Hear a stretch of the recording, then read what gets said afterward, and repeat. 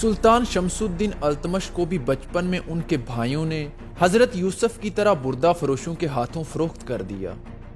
یہ بردہ فروشوں کے ہاتھوں بکتے بکتے دہلی پہنچے اور دہلی میں سلطان قطب الدین ایبک نے ان کو خرید لیا اور خرید کر ان کی اپنے بچوں کی طرح پرورش کی۔ تعلیم و تربیت کے بعد ان کو پہلے گوالیار اور اس کے بعد بدایوں کا حاکم بنا دیا گیا۔ سلطان شہاب الدین غوری اور گکھڑوں کی آخری لڑائی میں التمش نے بڑی بہادری دکھائی تھی، جس سے سلطان شہاب الدین غوری نے خوش ہو کر قطب الدین ایبک سے سفارش کی تھی کہ التمش کو آزاد کر دیا جائے اور اس کی پوری عزت افزائی کی جائے۔ چنانچہ قطب الدین ایبک نے التمش کو آزاد کر کے اپنی بیٹی سے اس کی شادی کر دی۔ سلطان قطب الدین ایبک کی وفات کے بعد ان کے بیٹے آرم شاہ کو خاندان غلامہ کا دوسرا بادشاہ منتخب کیا گیا، جسے قطب الدین ایبک کے مرنے کے بعد 1210 عیسوی میں تخت نشین کرایا گیا، لیکن آرم شاہ میں حکمرانی کی ذرہ برابر بھی صلاحیت موجود نہ تھی۔ چنانچہ اس کی کمزوری اور نااہلیت کا یہ اثر ہوا کہ قطب الدین ایبک کی وسیع حکومت ٹکڑے ٹکڑے ہو گئی۔ سندھ اور ملتان کے گورنر ناصر الدین قباچہ نے، جو سلطان قطب الدین ایبک کا داماد بھی تھا، اس نے سندھ میں خود مختاری کا اعلان کر کے سلطان کا لقب اختیار کر لیا۔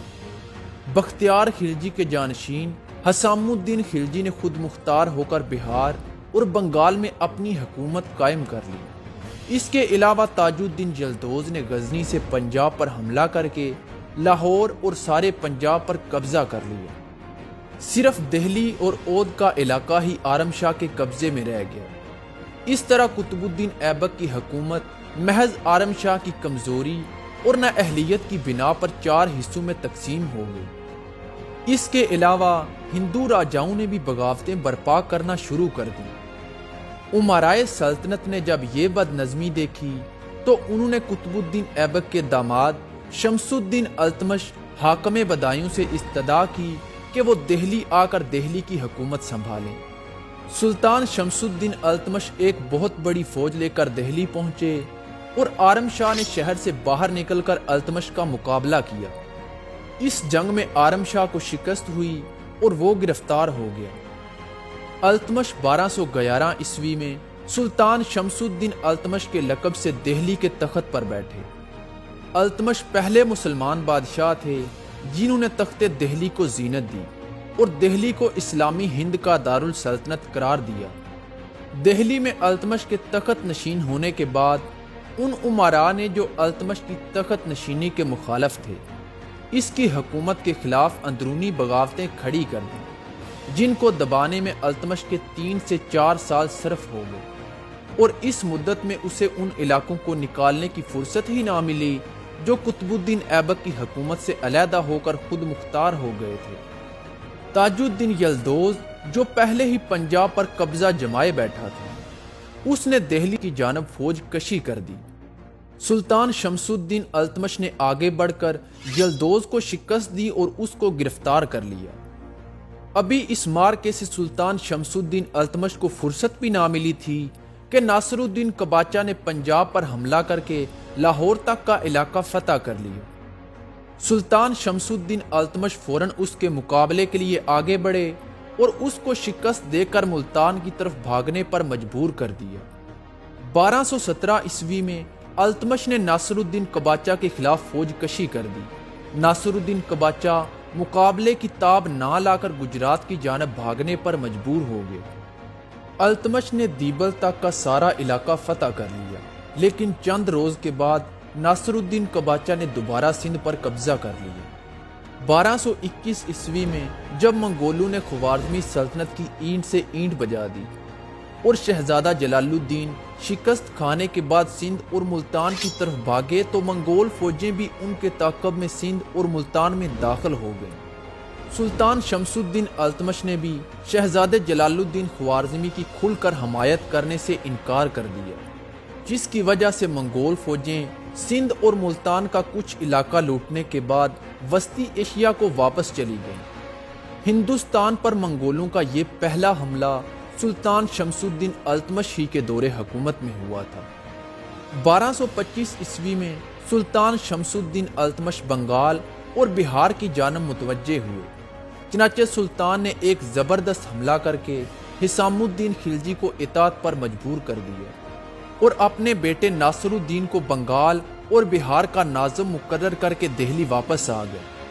सुल्तान शमसुद्दीन अल्तमश के वापस आते ही हिसामुद्दीन खिलजी नासिरुद्दीन से लड़ने के लिए उमादा हो गया, जिस पर दोनों में जंग छिड़ गई। इस जंग में हिसामुद्दीन खिलजी मारा गया और इस तरह बंगाल और बिहार का इलाका सुल्तान शमसुद्दीन अल्तमश की हुकूमत में शामिल हो गया। 1226 ईस्वी में सुल्तान ने राजपूताना पर हमला करके किला रणथंबोर भी फतह कर लिया। इन मुहिम्मात से फारग होने के बाद 1228 ईस्वी में सुल्तान अल्तमश ने नासिरुद्दीन कबाचा की सरकोबी के लिए सिंध और मुल्तान की तरफ दोबारा फौज कशी कर दी। ऊच के किले पर जहां कबाचा का वजीर बमा अपनी फौज के मौजूद था, हमला करके इसे भी फतह कर लिया। इस फतह का हाल सुनकर नासिरुद्दीन कबाचा ने दरियाए सिंध में डूबकर खुदकुशी कर ली। अल्तमश ने दीबल तक का सारा इलाका फतह करके जा बजा अपने आमल मुकर्रर कर दिए। इस तरह अल्तमश मुल्तान और सिंध की जानब से बेफिक्र हो गया। सुल्तान शमसुद्दीन अल्तमश, जिसकी बहादुरी और फतुहात की खबरें तमाम इस्लामी ममालिक में बराबर पहुंच रही थीं, इनको सारी दुनिया इस्लाम में बड़ी इज्जत की निगाह से देखा जाने लगा। यहाँ तक कि इस ज़माने के अब्बासी खलीफा ने भी ये ज़रूरी समझा कि सुल्तान अल्तमश की बादशाही को तस्लीम कर लिया जाए। चनाचे अब्बासी खलीफा की जानब से 1229 ईस्वी में अल्तमश को खलत और बादशाही सनत भी भेज दी गई। सुल्तान शमसुद्दीन अल्तमश पहले बादशाह हैं जिनके अहदे हुकूमत में खुलाफाए इस्लामिया ने हिंदुस्तान को एक जुदागाना आज़ाद हुकूमत तस्लीम किया। 1232 ईस्वी में सुल्तान शमसुद्दीन अल्तमश ने ग्वालियर के किले को दोबारा फतह किया और इसके बाद 1234 ईस्वी में मालवा के बागियों की सरकोबी के बाद उज्जैन पर हमला करके इसे भी फतह कर लिया। उज्जैन में महाकाल देव का एक बहुत बड़ा बुतखाना था। अल्तमश ने इस बुतखाने को मस्मार कर दिया और मंदिर की सारी मूर्तियां उठाकर दिल्ली ले गया, जहां उसने इन मूर्तियों को दफन कर दिया। सुल्तान शमसुद्दीन अल्तमश की सारी जिंदगी लड़ाइयों में सर्फ हो गई। चनाचे आखिरी उम्र में भी उन्हें मुल्तान की बगावत दबाने के लिए फौज कशी करना पड़ी।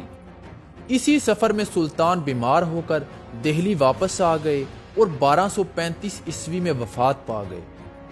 सुल्तान शमसुद्दीन अल्तमश एक लायक और बहादुर सिपा सालार ही नहीं थे, बल्कि वो एक सूफी भी थे। उनको हमेशा बुजुर्गाने दीन से गहरी अकीदत रही। हजरत कुतुबुद्दीन बख्तियार काकी, जो इस जमाने के नहायत ही बुलंद पाया दरवेश थे, सुल्तान शमसुद्दीन अल्तमश उनकी मजलिसों में हाजिर होना अपने लिए बासे फख्र समझते थे।